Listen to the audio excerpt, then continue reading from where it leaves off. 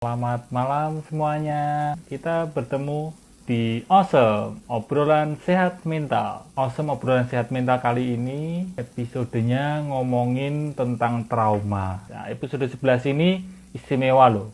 Ngomongin trauma dan temen yang saya ajak ngobrol ini namanya Mbak Analisa Widyaningrum. Hai Halo Mbak. Mas Halo. Haji, selamat malam semuanya. Mbak, Gimana apa Mas kabar Haji? Mbak? Alhamdulillah baik, senang banget bisa ngobrol di sini. Ya, kita baru ketemu ya di online ini ya. Sebelumnya belum ketemu ya kita ya. Kita pernah satu panggung, tapi kayaknya Oh iya. beda sesi waktu itu. Mas Haji nggak ngeh ya. Oh, Tapi webinar juga sih, yang oh belum lama ini. webinar. Waktu aku, Oh iya iya Mbak iya Prita, benar-benar. ya sama Mas Iya. Haji. Iya, iya, Iya iya, iya betul, betul. gitu. Kita akan ngobrolin soal trauma, Mbak. Jadi kita kan sama-sama bergerak di ya bisa dikatakan bergerak di bidang mental health ya, kesehatan Iya. mental. Sepertinya kita sepakat bahwa akhir-akhir ini Mhm. ngomongin soal kesehatan mental itu naik lah gitu. Jadi dibandingkan dulu kan udah cukup ramai diomongin, meskipun belum ramai banget, maksudnya belum banyak yang aware, tapi kalau dibandingkan dulu, Mhm. sekarang ini sudah cukup banyak orang yang aware. Setuju, setuju banget. Ada sisi positifnya, ada manfaatnya, tapi kita tidak menutup mata bahwa ada sebagian orang yang ngomongin soal kesehatan mental itu terlalu ringan gitu. Maksudnya gini, Iya, setuju. self diagnose gitu. Self-diagnose, Jadi iya. sebagian orang, nggak semuanya ya, sebagian Mhm. orang akan terus dengan mudahnya ngomong, aku depresi, ya. Iya, setuju. Atau aku apalagi ya bipolar gitu. Kalau menurutmu gimana dengan adanya sisi begitu gitu di Ya, kesehatan mental ini? pertama satu sisi tuh aku seneng ya Mas Aji Hmm. karena tujuan aku juga menggunakan media digital untuk mengedukasi berbau mental health dan psikologi itu emang justru pengen banyak orang yang lebih aware tentang kesehatan mental. Tapi setuju nih sama apa yang dibilang Mas Aji tadi. Ternyata juga efeknya Hmm. itu orang tuh Ya. jadi banyak yang self diagnose gitu. Tapi ini juga bagian dari zaman yang nggak bisa kita hindari kan perkembangan Hmm. teknologi ya Mas Haji. Jadi pada Ya. akhirnya ya keterbukaan informasi ini ngebikin orang jadi lebih paham, tapi sayangnya kalau tidak didasari oleh pemahaman yang critical thinkingnya digunakan, Hmm. jadi kayak gampang percaya, padahal sumbernya nggak Hmm. valid. Nah ini juga membuat akhirnya muncullah stigma. Kemana aku habis IG live juga tentang stigma. Jadi stigma Hmm. ini terlalu gampang dibuat oleh seseorang akibat informasi yang terbuka, Mas. Jadi ada Hmm. miskonsepsi, salah kaprah. Contoh nih kemarin ya, kan aku sempat diundang oleh salah satu TV swasta buat Hmm. ngomongin tentang fenomena kasus GA, walaupun aku nggak menyoroti si GA yang fenomenanya itu dengan membungkus jarik itu gitu. Tapi Oh, aku oke. Ya. diminta untuk memberikan tanggapan apakah ini Hmm. mengarah kepada fetis dan lain sebagainya. Hmm. Kan kalau Hmm. dilihat dari kitab suci kita DSM-5 itu tuh Ya. fetis itu memang aku sampai apal banget, dia Hmm. tuh emang termasuk paraphilic disorder F65.0 gitu ya. Hmm. Itu salah satu yang kemarin nih contohnya, kita baru post di APDC, fenomena tentang parafilik. Jadi fetish Hmm. ini kan memang sebuah penyimpangan seksual dengan Hmm. kriteria di mana ada 3 kriteria, yaitu ketika dia lebih dari 6 bulan, terus Hmm. dia terangsang secara seksual tanpa Hmm. menyentuh benda-benda mati dan non genital.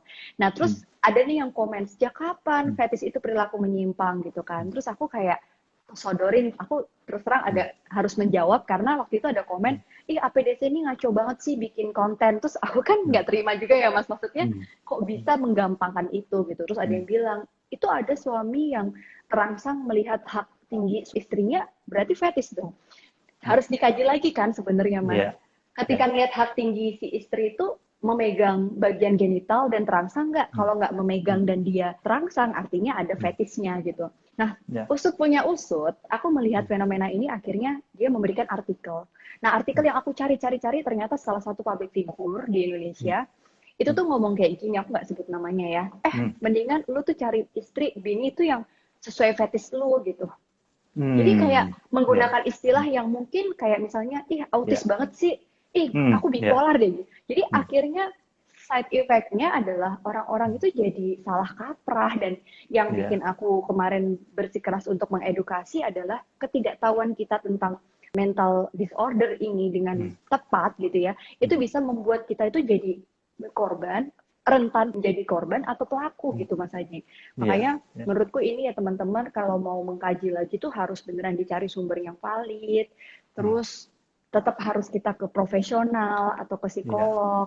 Jadi jangan langsung self diagnose karena itu juga jatuhnya kita stres karena kita stres, kita overthinking Iya. karena kita Iya. overthinking. Gitu sih Mas Iya. Aji menurut aku. Iya, iya, iya. Mm-mm. Apalagi di masa sekarang ya, aku Mhm. setuju bahwa ya di era sekarang memang tantangannya itu apa yang naik atau ramai diomongin ya, termasuk kesehatan mental ini tentu akan diikuti dengan bagian orang yang punya pandangan mentah atau ilmu mentah mengenai itu dan tergesa-gesa untuk menghakimi atau Iya, memberi benar. label gitu ya, self diagnose. Benar-benar. Makanya Iya. teman-teman ini kan kami akan ngobrol tentang trauma. Teman-teman sebaiknya tidak mendiagnos diri Iya, sendiri, setuju. oh aku ini trauma, oh kalau Iya, aku iya, iya. begini, oh berarti mirip ya, oh berarti aku trauma ya, nggak gitu juga gitu. Tapi Benar, setuju. ini kita hanya belajar bareng-bareng, membekali pengetahuan kita.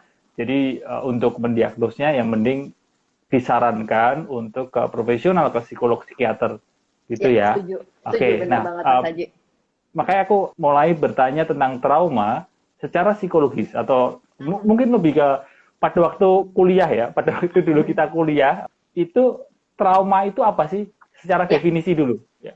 oke, definisi gampangnya itu adalah sebuah respon emosional yang muncul pada seseorang dan membuat dia itu merasa terancam, merasa tidak aman, dan tegang berlebihan terhadap kejadian tersebut gitu. Jadi trauma itu bukan kejadiannya Mas Haji, tapi Hmm. respon emosional seseorang ketika melebihi batas ambang kemampuan dia untuk bertahan. Gitu. Oh, Contoh gitu. misalnya Mas Oke, Haji ya. punya Ya. trauma, aku trauma aku terhadap kucing nih, aku takut kucing, Oke. punya fobia kucing. Oke. Sebenarnya Oke. kucing itu bukan traumaku, tapi setelah Ya. aku menyadari ada kejadian yang menyertai dan Hmm. responku terhadap kucing itu membuat aku jadi kayak takut berlebihan gitu. Nah Hmm. intinya sebenarnya kalau kita gambarin trauma, aku mau gambarin sekilas boleh ya Mas Haji ya? Boleh, boleh, boleh. Ini aku tuh niat banget ya teman-teman. Tara! Iya, Ah, iya, iya. Jadi aku tuh iya, pengen iya. pengen beneran, aku kalau mengedukasi tuh beneran kayak pengen total gitu loh Mas Haji. Aku pengen Iya, gambarin iya. semacam kurvanya Oh, gitu ke teman-teman semuanya. menarik juga ya, ada itu ya. Mm-mm. Nanti kapan-kapan aku juga cari ya, biar Boleh, boleh. gambar-gambar aku ya. Ini dibaliknya jadwal, dibaliknya Oh, jadwal. iya. Jadi gini Mas Haji, kalau aku bicara tentang trauma itu kan respon emosional kita Iya. ketika melebihi batas ambang Hmm. ketahanan diri kita. Jadi ini kayak aku gambarin, ini tuh normalnya orang Hmm. ya, ini garis. Ini adalah toleransi Hmm. ketahanan kita. Misalnya Mas Hmm. Haji itu ya kalau lagi nggak ada kejadian trauma tuh ya seperti ini Hmm. gelombang emosinya. Kadang Iya. naik, kadang turun, ini manusia Hmm. gitu ya. Iya. Terus suatu ketika Mas Haji mengalami trauma. Trauma itu apa sih? Iya. Trauma itu adalah Misal aku trauma air, Mbak. trauma Trauma air air, gitu ya. makanya aku malas mandi.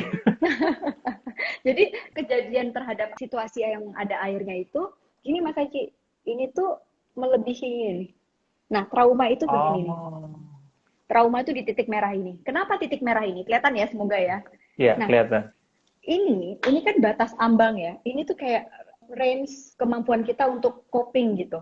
Jadi ini Hmm. kayak normalnya itu segini. Nah, ketika orang trauma, itu tuh bisa kan responnya itu berlebih. Di sini tuh high zone, kita katakan sebagai high zone. Hmm. Kemudian di sini adalah low zone. Kan tadi trauma adalah reaksi emosional, reaksi psikologis yang membuat kita itu berantakan, yang membuat kita tidak aman terhadap situasi itu. Nah, akhirnya ketika high zone, jadi kita itu ini batas ambang resilient atau ketahanan kita.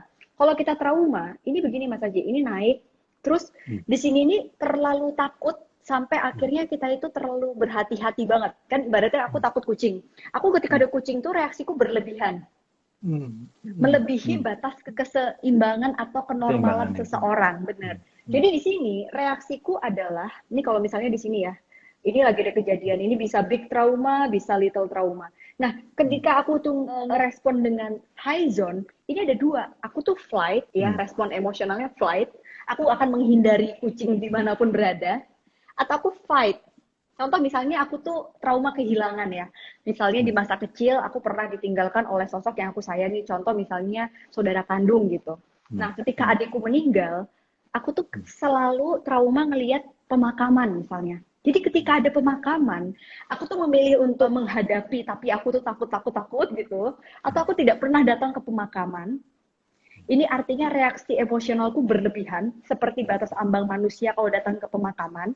And then bisa juga seseorang itu mengalami reaksi yang sangat beda-beda setiap individu. Ini di low zone, Mas. Di low Low zone. zone ini apa? Jadi low zone ini kita tuh sampai nge-freeze yang pada kondisi kita tuh numb, kita tuh kayak yang nggak ngapa-ngapain. Jadi begitu dengar kata itu kita langsung kayak reaksi dissociation gitu loh, Mas. Kayak yang apa ya? Aku tuh ngerasa kayaknya Ngeblank mungkin gitu. iya, ngeblank terus kayak bisa jadi kita cut off atau sampai pada kondisi yang kita tuh kayak tiba-tiba kaku, katatonik yang beneran tegang gitu. Nah, inilah trauma. Sebenarnya kalau dipikir-pikir nih Mas Haji, ketika kita ngalamin trauma, perlu diingat penyembuhannya tuh pelan-pelan gitu. Sampai akhirnya kita baru sadar. Lama-kelamaan orang yang bisa terbebas dari trauma, range of resilience-nya itu akan segini loh. Melebihi jauh.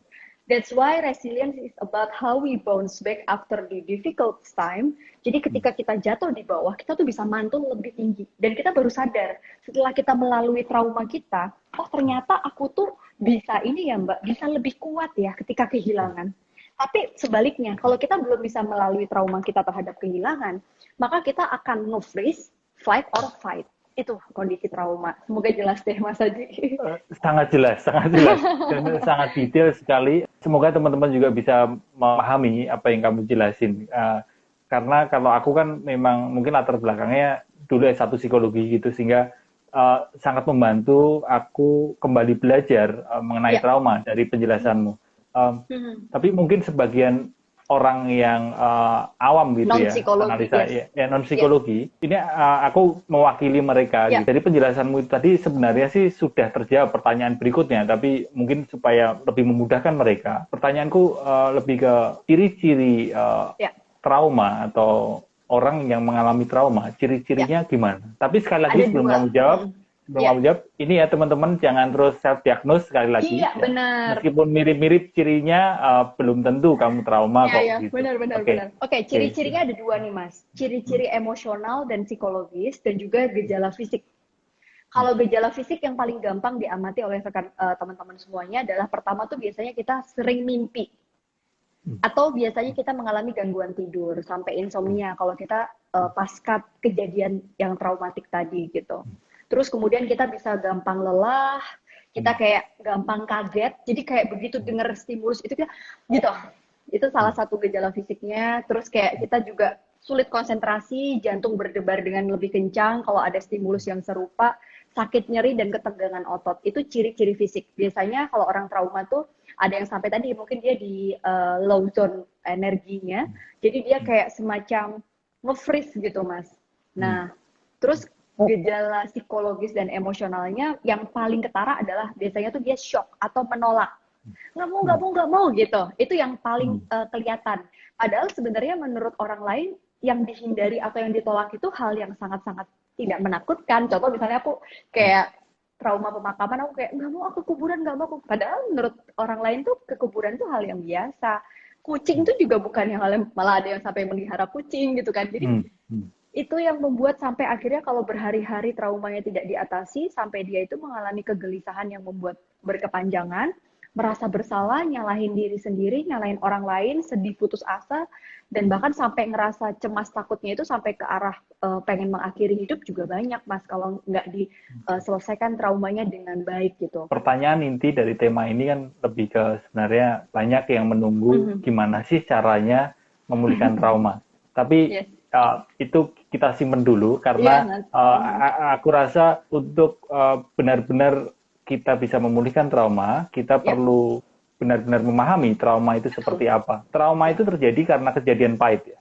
Betul. Ya kan? Tapi aku rasa kamu punya pandangan yang lebih mendalam mengenai penyebab trauma dan dinamika psikologisnya itu seperti apa sih gitu kan? Kan bukan hanya sekedar oh ya itu gara-gara kejadian pahit gitu kan ya. Tapi dinamika psikologi dan penyebab trauma itu sebenarnya gimana? Gitu ya? Sebenarnya reaksi semua orang ketika mengalami satu kejadian yang menegangkan atau membuat dia terancam dan tidak aman atau trauma tadi itu, reaksi psikologis pertamanya itu adalah shock dulu. Jadi kaget sebagai gejala awal.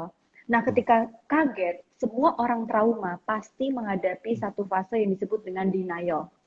Jadi kayak Iya, dia mencari disbelief dulu gitu. Ah, enggak kok gitu. Nah, bahkan ini pilihan. Ada orang yang shocknya lama banget traumanya, ada yang langsung ke denial, and then setelah denial itu justru adalah energinya makin turun ketika dia menyadari ternyata aku tuh takut banget ya sama kejadian ini. Terus sampai pada kondisi dia sad, dia lack of energinya tuh beneran rendah banget, nggak ada energi sama sekali. Mungkin itu bisa ke arah simptomnya ke arah depresi gitu. Orang-orang yang terbebas dari trauma gitu, atau kita sebutnya PTSD ya Mas Aji ya, kayak Ya, post traumatic stress trauma. disorder ya, PTSD ini biasanya orang-orang PTSD ini akan pilihannya ada dua. Dia bertahan di kondisi depresi atau dia tuh bisa moving untuk ke eksperimen, melakukan proses terapi untuk diri dia sampai dia terintegrasi dengan kejadian yang mengagetkan dalam hidupnya gitu. Jadi emang jadi kurvanya gini, ini shock, terus kita denial, kita frustasi, kita depresi. Nah, ini tuh pelan-pelan naik nih. Mungkin dia melakukan sesuatu terapi, itu sampai dia mengambil keputusan, oke, nggak apa-apa. Jadi kayak desensitisasi, kalau katanya step by step-nya gitu. Kayak mekanismenya pelan-pelan, sampai akhirnya dia terintegrasi. Nah, itu dinamika psikologis yang tadi kondisinya seperti apa. Tapi kalau ditarik lagi, aku sih pakai pendekatan Freudian ya. Jadi gimana ketika trauma itu sebenarnya ada di kondisi level yang bawah sadar kita, tapi kalau dicari lagi gitu kan, banyak orang yang denialnya terlalu lama sampai dia itu tidak tahu apa yang sebenarnya membuat dia shock, Mas. Nah, shocknya ini tuh kadang-kadang berupa trigger-trigger atau kejadian-kejadian yang simple, tapi diasosiasikan sebagai trauma dia, atau trauma dia diasosiasikan pada trigger itu. Contoh misalnya gini, Mbak, aku tuh ngerasa setiap ketemu laki-laki yang memegang tanganku, aku langsung pengen muntah. Padahal dia sudah mau ke pernikahan dan bahkan sudah menikah pun ada yang kayak pengen muntah. Terus kemudian setelah aku gali lagi, traumanya apa? Dia merasa kejadiannya itu hanya laki-laki atau pacarnya atau suaminya ini yang terlalu agresif dan dia kayak takut gitu, tapi dia nggak menyadari gitu. Terus aku biasanya aku suruh ceritain, boleh nggak ceritain sebelum kamu nikah apa kejadiannya, waktu kamu SMA kayak apa. Jadi aku gali lagi sampai ke inner child dia, karena aku percaya di usia 6-7 itu adalah gelombang theta tertinggi di mana semua memori itu akan membawa ingatan pada masa dewasa, kebanyakan seperti itu. Nah, sampai dia baru sadar waktu kecil itu dia pernah melihat perselingkuhan dari orang tuanya dan ada kondisi di mana dia melihat ayahnya itu mengkhianati ibunya. Nah, ketika ayahnya tuh memegang tangan pacarnya di depan si pasienku ini pada saat pasienku masih kecil, dia mengasosiasikan pegangan tangan itu adalah pengkhianatan, Mas. Gitu. Jadi trauma dia itu sebenarnya pengkhianatan itu. Oke. Nah, tadi kamu sempat mengatakan bahwa semua orang itu punya trauma kan. Kalau kita lihat juga orang-orang yang mengalami satu kejadian yang nggak mengenakan, misal di dunia kerja, ini biar contohnya lebih bervariasi. Kalau tadi kan kita berbicara relasi kan, berbicara soal relationship. Kalau sekarang kita berbicara soal dunia kerja. Misal ada si A dan si B. Si A dan si B ini sama-sama mengalami dimarahin atasannya gitu, dibentak habis-habisan sama atasannya gitu. Setelah itu si A trauma terhadap kantor, terhadap kerja, terhadap suara keras, sedangkan si B dendeng itu apa ya? Dendeng itu kayak tahan banting. Tahan banting. Tahan banting. Jadi ini kan ada semacam ambang batas, threshold ya. Apa yang memengaruhi itu? Terus kenapa bisa seperti itu, Mbak Analisa? Jadi kembali ke ini, Mas. Tara, semoga masih teringat ya. Jadi bisa jadi untuk sebagian orang, ya aku juga pernah tuh ketemu dengan salah satu partisipan aku training di salah satu BUMN. Ketika dia cerita, aku tuh dikatain yang semua ada di kebun binatang tuh kayak ya wis Mbak, aku nggak apa-apa. Tapi begitu ada kata bodoh kamu, bego kamu, aku tuh kayak langsung nangis gitu. Ternyata setelah aku tanya-tanya boleh nggak? Aku biasanya nyambungin ke relasi-relasi di rumah keluarga. Ternyata bapaknya tuh sukanya ngatain dia bego gitu. Nah, kalau kita lihat di sini, jadi kenapa ada orang yang dikatain bego biasa aja? Bisa jadi tidak ada situasi yang relevan dengan kondisi respon dia. Jadi kan trauma itu kan respon emosional ya, Mas. Nah, bisa jadi dia belum belum pernah melalui itu gitu. Nah, kalau kita lihat kurva yang tadi tuh Mas Aji, ketika orang denial, itu pilihannya itu mau frustasi dan dia terus down sampai ke depresi, atau sebenarnya pada saat kita frustasi kita tuh belajar untuk awareness dulu gitu, yang kesadaran dulu. Jadi kayak mindfulness salah satunya Mas Aji mungkin sangat lebih paham gitu ya. Ketika mindfulness itu kan kita diminta teori kesadaran gitu. Jadi kita nyadarin dulu, ngakuin dulu. Iya ya, aku tuh sebenarnya marah sama bapakku karena aku dikatain bego. Terus sampai pada kondisi yang accept. Kalau kita udah aware, kita bisa accepting. Pada saat accepting, kita baru bisa move on, Mas, untuk melakukan sesuatu sampai kita terintegrasi dengan ayah yang suka ngatain bego, gitu. Tapi untuk sebagian orang, ada yang stuck di kondisi denial, ada yang stuck di kondisi depresi, dia nggak bisa accept, bahkan dia tidak menyadari apa yang membuat dia tuh kesel, gitu. Makanya, aku tuh ngerasa penting banget, aku punya 2 anak, aku belajarin mereka untuk labeling the emotion yang mereka rasain, both itu negatif atau positif gitu. Jadi kita juga harus belajar itu sebagai orang dewasa, diakuin dulu, disadarin dulu, diterima dulu. Aku tuh sebel banget ya, walaupun nggak semua orang kayak harus kayak Mas, aku tuh sebel banget sama kamu, kan nggak harus gitu. Tapi kadang ada proses mungkin misalnya meditasi, mindfulness itu kan ngajarin kita untuk ketika kita di frustasi, kita accepting pelan-pelan sampai kita tahu sebenarnya kita harus ngapain sih. Kalau kita masih nggak sadar apa yang kita alami, kita tuh bahkan nge-freeze tadi Mas, kembali ke sini. Kita bisa di low zone terus atau kita di high zone. Iya. Nah, kenapa ada orang yang tahan banting gitu? Mungkin dia sering dikatain bego juga gitu. Nah, kalau kita tuh punya banyak trauma, bukannya kita mencari trauma ya. Bukannya kita mencari kejadian yang membuat kita merespon dengan trauma, tapi orang-orang yang melalui banyak kesulitan dalam hidup, itu akan membentuk resilience dia itu di luar ambang batas. Jadi kalau dia biasanya hidupnya gitu-gitu aja, maka ketika dapat hal yang gini, mungkin dia masih di level merah, Mas. Nah, yang gendeng, yang apa tadi, yang tahan banting itu, yang dia udah pernah melalui proses ini, dan dia sudah accept, sampai dia punya satu daya tahan, range of resilience-nya dia tuh sudah besar gitu. Makanya aku sering banget kalau kita ngeliat orang sukses kan resiliensinya tinggi itu karena ternyata cerita hidupnya luar biasa gitu ya. Ini bukan hanya tentang mereka yang nggak punya kesulitan gitu, tapi setiap orang tuh punya struggle-nya masing-masing, even dia punya banyak privilege dalam hidupnya, tapi ada kok pasti traumanya, tinggal bagaimana dia menyadari, menerima, dan mengelola. Itu kuncinya dalam trauma. Nah, menarik ini berarti Mbak Analisa, aku jadi ngeh bahwa ternyata ini ada kaitannya dengan resiliensi, ada kaitannya dengan adversity ya. Jadi ada seberapa mampu kita membal, seberapa mampu kita bounce back. Bounce back, yes. Ya, tadi ada kata sadar ya. Sadar. Kita perlu menyadari. Gitu. Berarti adakah kemungkinan orang yang sakjane itu dia trauma, tapi dia nggak ngeh kalau dia trauma? Ada kemungkinan seperti itu nggak? Banyak Mas. Banyak yang kayak gitu. Tapi sampai pada satu ketika ada stimulus yang serupa, terus tiba-tiba dia kayak fragile gitu loh. Kayak gampang nangis, gampang marah, tapi dia nggak sadar. Karena menurut aku mental health atau kesehatan mental ini ilmu tentang kesadaran. Oke. Kan waras. Berarti ini ya, berarti maafin ya aku potong ya, soalnya pas aku muncul pertanyaan bahwa berarti kalaupun kita merasa tidak punya trauma, ada kemungkinan kita punya trauma sebenarnya, ya kan?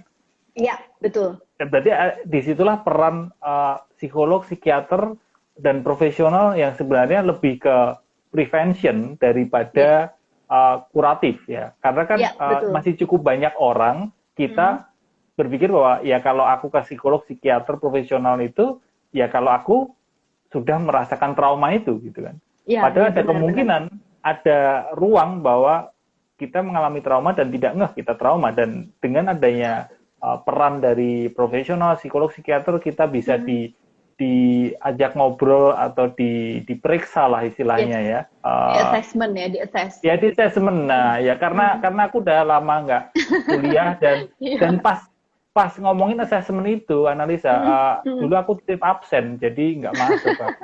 Ya, maksudnya assessment itu. Ya, itu ya, memang seperti itu ya, peran psikolog, psikiater kan profesional di situ ya. Betul. Sebenarnya psikolog, psikiater, profesional itu kita tidak memberi jalan keluar, Mas. Kita hanya membantu klien kita untuk menyadari, salah satu tekniknya dengan mindfulness, yaitu kita menyadari, lalu kita menerima, ya, dan juga mengelola. Nah, cara mengelolanya itu yang paling tahu adalah klien kita. Jadi kita hanya facilitating klien kita untuk bisa berproses dengan 3 tahap tadi gitu. Makanya penting banget untuk kita itu menerapkan mindfulness. Aku juga sering kasih itu ke pasien aku gitu. Gimana kita tuh belajar untuk sadar apa yang emosi yang muncul. Karena begitu kita nggak mindful tuh kan kayaknya kurubuk apa gitu-gitu kan. Kayak menurutku sekarang penting banget di tengah situasi lagi COVID lagi kayak gini tuh kita harus mindful supaya kita nggak gampang percaya dengan hoax dan lain sebagainya. Oke. Nah, ini pertanyaan yang menjadi kunci di obrolan kali ini, Analisa, yaitu adalah dari sudut pandangmu, dari bekal ilmumu selama ini, sebenarnya gimana sih cara menyembuhkan, memulihkan trauma? Tapi dari sudut pandang ini ya, mungkin kan kamu lebih cenderung ke Freudian atau mungkin cenderung ke pendekatan yang lain gitu. Gimana? Aku tuh ngerasa trauma itu ada 2 ya, Mas Haji ya. Yang pertama trauma yang dibuat sama manusia itu sendiri, dalam artian ada kejadian yang kita hadapi gitu, dibuat oleh manusia, diri kita maupun orang lain. Dan ada juga yang disebabkan oleh natural event, kayak misalnya ditinggal meninggal, bencana alam, perang gitu, kayak gitu-gitu kan kayak sesuatu sakit, yang sakit, itu kan kayak sesuatu yang kita nggak pernah duga dan kayak sesuatu yang natural gitu. Nah, ini beda pendekatannya. Kalau yang karena satu interaksi dengan sesama manusia, kita bisa menggunakan pendekatan behavioral, ya bisa dengan humanistik, jadi memang pelan-pelan gitu kan. Tapi kalau untuk sebagian yang kayak misalnya ya tergantung sih, kita lihat apa individunya gitu. Ada juga yang pada tahap yang dia bisa pulih dengan sendirinya juga ada, Mas gitu. Jadi kalau aku sih percaya pertama poinnya tadi diminta klien ini untuk menyadari dulu. Nah, cara menyadarinya tuh biasanya aku pakai pendekatannya Freudian, yang psikoanalisis. Jadi aku ajak ngobrol, aku suruh dia cerita. Mungkin teman-teman yang agak roaming ya, Freudian gitu. Intinya aku minta dia buat cerita, Mas Haji. Aku minta mereka cerita, ngobrol biasa aja. Boleh nggak ceritain tentang masa kuliah kamu sebelum kamu kerja? Boleh nggak ceritain SMA? Jadi dari gede urut sampai balita gitu. Karena kita percaya bahwa setiap tahap perkembangan hidup manusia itu kan saling berkaitan ya. Jadi ketika ada krisis pada satu tahap, dia akan mengalami satu stagnan atau regresi di tahap berikutnya gitu kan. Jadi kayak dan intinya relate dengan ini kan, relate dengan Erikson kan. Si Erikson ini kalau nggak salah kan muridnya si Freud kan. Iya benar, sosial emosi ya Erikson ya. Iya, tahap perkembangan manusia itu ya. Ya benar Mas, gitu. Jadi biasanya aku gali dulu gitu. Itu adalah tahap pertama untuk menyadari dulu, supaya dia nggak di kurva yang denial tadi gitu. Pokoknya dia sadar dulu. Kalau udah sadar, nanti baru di tahap berikutnya adalah accepting proses, yaitu proses dia menerima. Nah ini biasanya aku pakai pendekatan humanistik, Mas. Nah, di saat humanistik ini dia kayak aku minta buat duduk di kursi, misalnya dengan empty chair, gitu-gitu. Aku minta dia buat ngeluarin semua emosinya, client center terapi aku pakai. Jadi dia beneran keluar tuh semua yang ada kemarahan-kemarahan itu. Dan juga kesedihan-kesedihan. Dan ini reaksinya beda-beda. Ada yang nangis, diem, ada yang marah-marah, sampai gebrak kursi, meja itu juga ada gitu. Tapi besok dia selesai, dan baru kalau dia udah pada kondisi accept, dia menerima, baru kita diskusi dengan pendekatan behavioral. Aku biasanya kayak bisa kognitif terapi, bisa kognitif behavioral terapi, atau behavioral activation terapi. Jadi kita terapi perilaku pelan-pelan bertahap dengan desensitisasi tadi. Jadi misalnya kalau dia traumanya terhadap kuburan ya, atau meninggal, atau misalnya ya kematian gitu. Jadi mungkin awalnya aku kasih dulu gambar kuburan. Terus dia ada loh yang trauma tuh sampai nggak mau lihat gambar kuburan. Terus lihat video gitu. Nanti kalau udah berani, pelan-pelan aku ajak ke kuburan. tahapannya bisa yang 100 meter, lama-lama maju sampai beneran bisa megang batu nisan gitu. Ini Ya, contohnya, itu ya. prosesnya. Jadi aku pun pernah jadi pasien fobia kucing, Mas Haji. Hmm, hmm, Jadi aku hmm. kan pengen nyembuhin traumaku kan gitu. Ya, Terus udah lumayan Mas, sampai pada tahap aku berani megang kucing gitu. Tapi memang nggak ada kemauanku untuk sembuh. Nah ini penting. hmm, hmm. Ketika teman-teman itu tuh trauma dan nggak punya kemauan untuk sembuh, Ya, jangan pernah berharap terapis bisa maupun sembuh. Ya, psikolog itu bisa ya, menyembuhkan kalian gitu. ya. Termasuk aku gitu. Aku kan Hmm. nggak punya keinginan untuk sembuh. Jadi sampai sekarang aku masih takut kucing, Mas. Kalau ada yang fobia kucing, aku refer ke Mas Haji aja. Kayak gitu sih Berarti contohnya. berarti di awal adalah niat dulu ya, niat, ya intention, Yes, lalu kemauan sadari, untuk sembuh, ya, lalu sadari, sadari tadi, lalu terima, acceptance ya, menerima, yes, lalu baru behavioral ya, mengelola. Ya, mengelola mengelola perilakunya ya. strategi. Yes, benar. Ya, Sampai dia terintegrasi atau sudah apa ya? Sudah baik lah. Jadi dia nggak ada reaksi shock lagi kalau ketemu dengan ya, stimulus yang membuat dia stimulus terancam, itu. responnya Ya, udah nggak histeris lagi gitu. ya. Dan itu semua diawali dengan niat, dengan intention. Nah, kalau Yes, karena ke psikolog nggak bisa ya, sekali doang.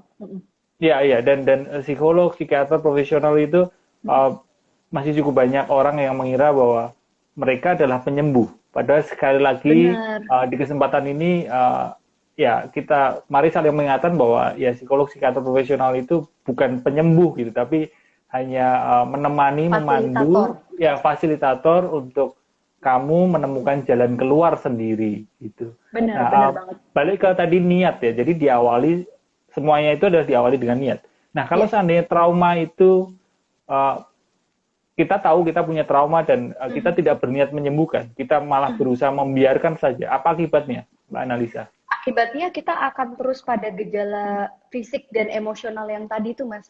Hmm. Jadi Ya. kita akan mengalami histeris berlebihan ketika ketemu kejadian yang serupa. Respon emosional kita tetap pada kondisi shock tadi. Nah, bisa kita nge-freeze, atau kita menghindari, atau kita marah sama kejadian itu. Itu kalau kita, nggak apa-apa kok. Saya kan sekarang ngerasa kayak aku nggak mau menyembuhkan trauma kucingku gitu. Karena aku merasa ya ada defensive denialku Ya. itu gitu. Sehingga sampai sekarang ruginya adalah setiap ketemu kucing aku selalu lari gitu Mas Haji. Ya, ya, Nah, ya. untuk beberapa kejadian yang lebih ekstrim seperti kayak kehilangan dan lain sebagainya, ini akan sangat-sangat rentan karena range of resilience-nya akan terganggu. Jadi dia akan menjadi vulnerable people yang selalu ngerasa menghindari situasi itu, dan semakin kita menghindari itu semakin ketemu gitu. Aku semakin menghindari kucing, selalu ketemu kucing di mana-mana. Iya, iya. Makanya Jadi, diminta iya. berdamai. Jadi akibat kalau trauma kita tidak punya niat untuk menyembuhkan trauma kita, kita bisa terganggu ya aktivitas sehari-harinya kayak tadi Sangat kan terganggu. ketemu kucing itu ya mungkin kalau kita baru jajan di komplek itu kan tiba-tiba ketemu gitu kan kita jadi ini kan jadi terus terganggu kan gitu. Iya, iya, Demikian juga benar-benar. dengan trauma-trauma yang lainnya gitu ya. Iya, benar. Jadi itu ya kita rugi sendiri gitu. Nah, sebenarnya kalau kita udah bisa melalui tahapan untuk terintegrasi itu sampai pada tahap yang kayak kok aku nggak apa-apa ya ketemu Hmm. stimulus itu, kok responku kayak justru malah bisa lebih tahan banting ya dapat masalah yang lebih susah gitu. Biasanya orang yang punya trauma itu ketika dihadapkan pada kondisi yang lebih memukul untuk hidupnya itu semakin kuat dia Mas. Jadi lebih tahan Ya. banting gitu. Dan untuk pulih dari trauma itu it takes time atau bisa langsung pulih? Aku sih bilang sangat butuh waktu, makanya agak-agak penasaran sama cara-cara orang yang kayak pejamkan mata lalu sembuh gitu tuh Sembuh. kayaknya wow, kalau ada mau Ya. dong. Tapi dan satu lagi sih Mas Haji, menurut aku jadi terapis mungkin Mas Haji juga ngerasain ya mindfulness terapis juga kan gitu. Aku juga ngerasa capek banget loh menghadapi energi kita sebagai terapis, menghadapi pasien trauma ini tuh Ya. low energi banget teman-teman. Jadi Ya. kadang aku kayak ngerasa ngebatasin jam praktek itu penting demi kesehatan mental pribadi. Iya nggak Iya, sih? benar ini juga buat teman-teman yang nonton yang mungkin punya profesi, punya jalan hidup seperti kami berdua, ya itu ya kita punya keinginan untuk membantu, tapi ada kalanya kita perlu menjaga diri kita sendiri, gitu ya. Kapasitas, iya. Iya, Kayak tadi kan, kapasitasnya. kapasitas kita tuh di mana gitu. Makanya kadang-kadang, Mbak Iya. kok ke psikolog mahal, kok Mbak kok ke terapis mahal gitu. Kadang nggak merasakan energinya gitu ya. Tiba-tiba di Iya. sini kita tuh ikut tegang Iya. juga ya Mas. Kayak Iya. ngerasa otot Iya. kita jadi Iya. ketarik gitu. Kalau terlalu over dari Iya. kapasitas kita. Iya. Iya. Oke. Kalau kamu diminta baca buku, nonton film, atau dengerin musik, kamu pilih apa? Aku pilih baca buku. Baca buku. Oke. Yes. Kalau gitu, boleh Aku suka boleh baca buku. ya boleh kita dikasih referensi satu buku. Yes. Judul Oke. buku apa yang satu aja Terkait. yang sekiranya ya nggak usah terkait trauma, atau mungkin kelihatannya semua orang itu wajib baca buku ini gitu. Nggak harus Oke. terkait trauma. Baik, sebentar. Pertama tuh ini buku tentang ini Are You Okay ya buku Oke. ini. Ini tuh Kathy Morton. Aku juga subscribe di YouTube-nya. Dia seorang licensed family and marriage therapist di Amerika. Jadi dia psikolog tapi fokus ke family gitu kan. Jadi dia nyeritain tentang guide atau apa ya cara-cara untuk kita lebih memperhatikan kesehatan mental kita. Jadi dia Oke. kayak cerita seorang terapis gitu, dan aku juga subscribe YouTube-nya dia tuh menurut aku sangat-sangat membantuku belajar gitu. Dia sering mengundang expert juga di YouTube channelnya Kathy Morton. Ini satu recommended. Terus kalau yang ini kayak judulnya Burnout, karena jujur aja aku tuh kan orangnya salah satu kekuranganku apa ya, banyak maunya, banyak pengen ngelakuin ini itu. Jadi aku tuh kayak nggak bisa diem gitu loh Mas Haji. Dan pada satu ketika tuh burnout sendiri gitu.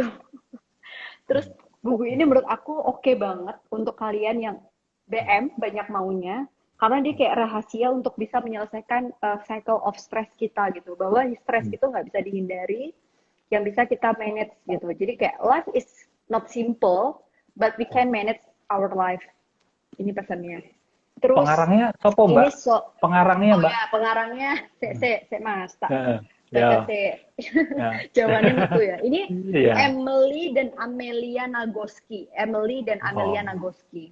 Bisa di Oke. Amazon, Periplus dan lain sebagainya. Terus yang ini Ya. Soul for Happy. So, Jadi dia itu kayak Soul for Happy. Aku sampai punya 2 bukunya loh waktu itu. Ya itulah. Jadi ini tuh buku terbarunya karena yang satunya udah jelek gitu ya. Jadi ini tuh buku yang ini masih rada elek, ini masih bagus. Padahal sama aja ya.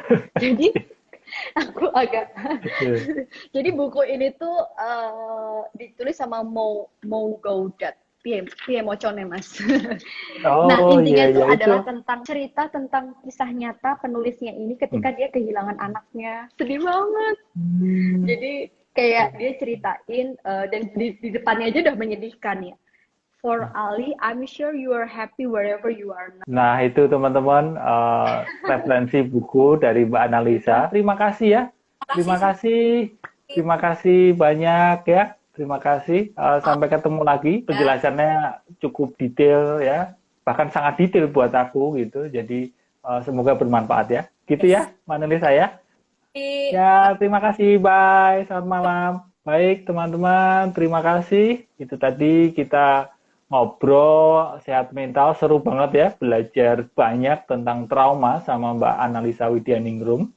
Semoga kita semua bisa menerima kenyataan seapa adanya ya. Selamat malam.